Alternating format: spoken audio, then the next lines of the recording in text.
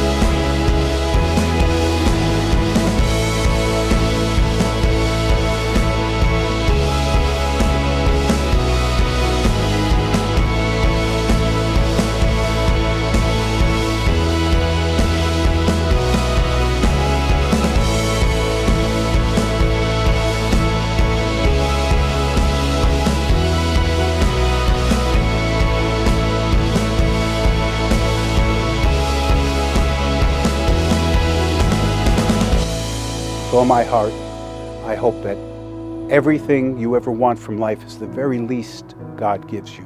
Every time I see you, you make me smile. You make me feel good. You make me believe again in couples and marriage.